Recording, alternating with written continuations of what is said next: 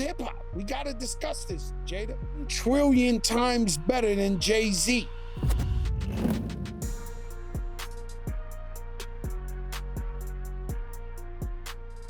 Jadakiss has spent decades earning his reputation as a rapper's rapper, commanding respect with unimpeachable street credibility and a pen that stays sharp year after year. But here's the twist. His entire career has been defined by 4 bitter conflicts that many would frame as jealousy. Today, we're breaking down the 4 rappers Jadakiss couldn't escape battling, starting with the man who trapped him in a gilded cage. The story begins in Yonkers, where Jadakiss, Styles P, and Sheek Louch formed the Warlocks. Mary J. Blige passed their demo to Sean Combs, who signed them to Bad Boy Records. But Diddy didn't like their name. He said the Warlocks wasn't marketable, so he made them drop the war and become the LAX. They became Bad Boy's underground group, writing hits for Puffy and Maze, giving the label street credibility, while Diddy built his pop empire. But this arrangement came with a price. The core problem was a culture war. Diddy wanted a shiny pop aesthetic with big budget videos and radio-friendly hooks. The LOX wanted a street-centric sound. Sheek Louch said we weren't happy around the shiny suits and fancy stuff. We've never been that. The LOX were managed by Rough Riders, the label that championed raw street music through DMX. Bad Boy and Rough Riders represented opposite visions for New York hip-hop. The LOX were ideologically aligned with Rough Riders, but contractually trapped under Diddy. The LOX realized they couldn't win in court. Jadakiss admitted they knew they couldn't win financially in litigation. The little bit of pennies we had would have been gone after 2 court dates. The only power we got is the streets, so they turned to the public. The Free, the LOX campaign, was born. Fans wore T-shirts and staged protests to pressure Diddy into releasing them. The conflict got ugly fast. On Hot 97, Jadakiss hinted the group might drop a refrigerator on Diddy from a rooftop. Then Styles P snapped during a meeting and threw an office chair directly at Diddy. Styles later called himself really stupid and really angry, saying he was volatile because Biggie, who used to mediate between them and Diddy, was gone. The pressure campaign worked, but freedom was expensive. In 1999, Rough Riders bought the LOX out of their Bad Boy contract for $2 million. But that wasn't all. Diddy also took the royalties from Jadakiss's debut solo album, Kiss the Game Goodbye. They paid a fortune and gave up future earnings just to escape. They signed with Rough Riders and released We Are the Streets in 2000, a title that said everything about what they'd been fighting for. Years later, in 2023, Diddy finally reassigned publishing rights back to the LOX and other former artists. But the damage was done. Jadakiss had learned the hard way that artistic integrity has a steep price, and sometimes you lose more than you gain just to be free. Now, if you love deep dives into hip-hop's greatest conflicts, make sure you hit that subscribe button. We've got more stories like this coming your way. Let's get back to the battles. The second war was even more personal. The beef between Jadakiss and Beanie Sigel wasn't isolated. It was the explosive center of a Cold War between Rough Riders and Rockefeller Records.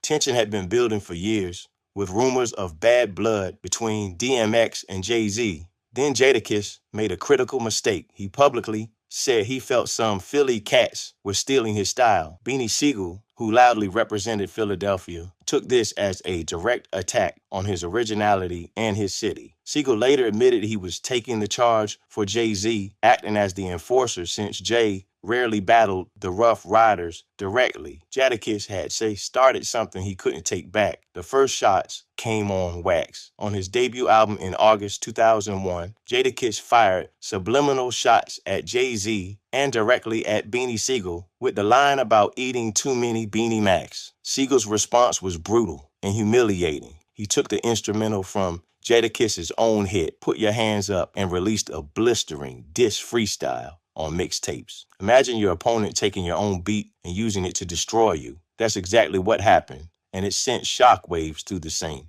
But the worst moment came in October 2001 at the Power 99 FM Powerhouse concert in Philadelphia. This was Beanie Sigel's hometown. During his performance, Jadakiss boldly freestyled a diss aimed directly at Sigel by name. The Philadelphia crowd turned on him instantly. They booed him and his crew. They threw objects at him on stage. Words spread fast. Beanie Sigel wasn't scheduled to perform, but he rushed to the venue anyway. He got on stage and delivered a fiery freestyle that whipped the crowd into a frenzy. The twist? It was Diddy, Jadakiss's former label boss, who invited Siegel on stage to speak his mind. Jadakiss had just been publicly humiliated in enemy territory. After the Powerhouse disaster, both sides unleashed a full lyrical war. The LOX and State Property traded intricate, deeply personal diss tracks. Fans still argue over who won, but the beef nearly turned violent. Sheik Louch said that in 2002, Jadakiss heard a vicious State Property freestyle on Hot 97 and grabbed his gun.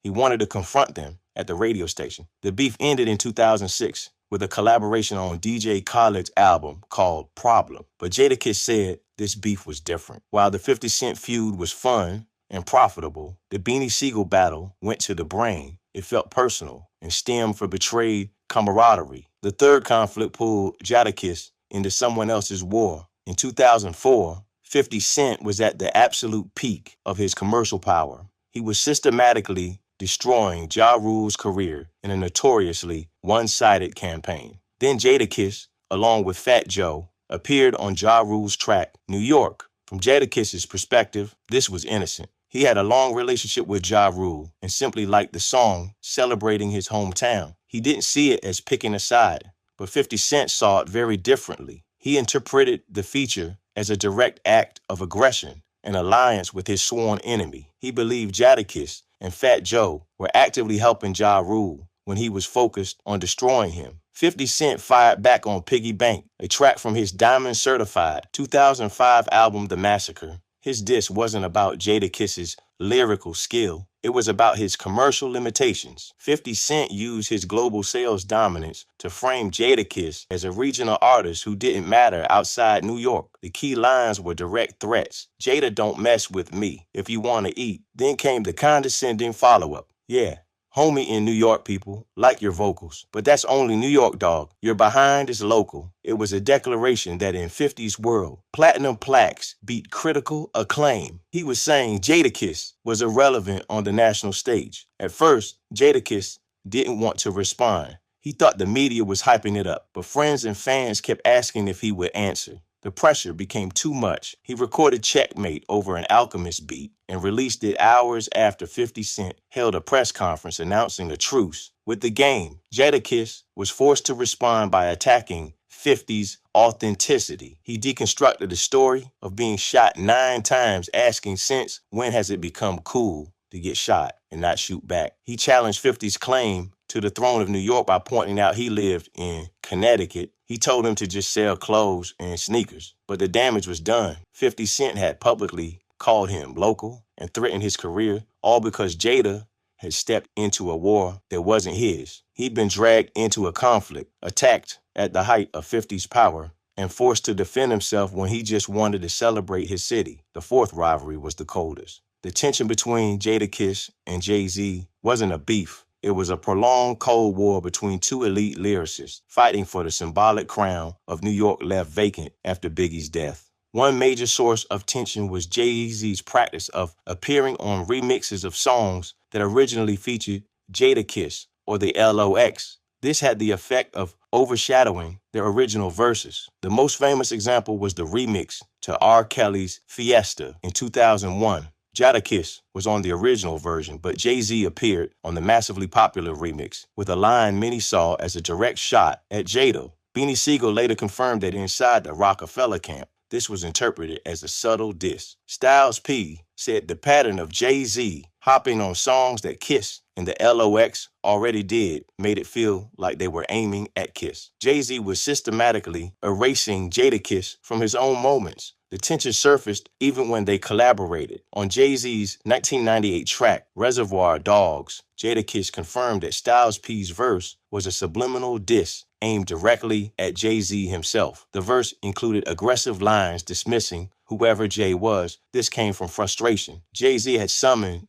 the group to the studio immediately after they landed from a flight. He didn't even let them go home and drop off their luggage first. They felt disrespected, so Styles dissed him on his own track. The Cold War never escalated into open battle. Instead, it ended with Jadakiss giving in. He released his 2009 album, The Last Kiss, on Rockefeller Records. Then, the LOX signed deals to release their later albums through Jay-Z's Rock Nation label in 2016 and 2020. Jadakiss has spent years in a cold war with Jay-Z, feeling overshadowed and erased, only to eventually join the camp of the rival who had been outmaneuvering him the entire time. It was a strategic surrender disguised as a partnership. So here's what we've seen. Jadakiss fought Diddy for his artistic identity and paid $2 million plus album royalties just to escape. He battled Beanie Siegel in a bitter street war that nearly turned violent and went to the brain. He was publicly humiliated by 50 Cent, who called him local and threatened his livelihood at the peak of global stardom. And he spent years in a cold war with Jay-Z that ended with him signing to the very label that had been overshadowing him.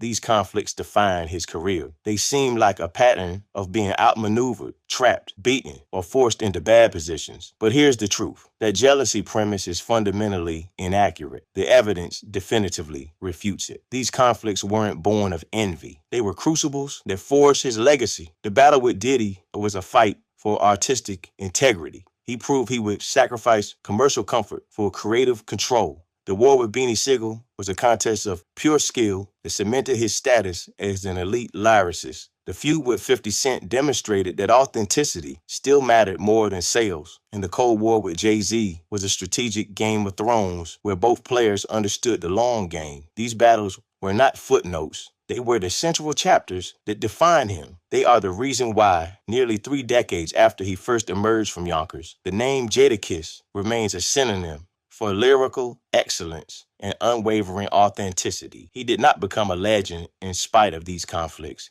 He became a legend because of them. So what do you think? Who really won the beef between Jadakiss and Beanie Siegel? Let us know in the comments. Thanks for watching, and we'll catch you in the next one.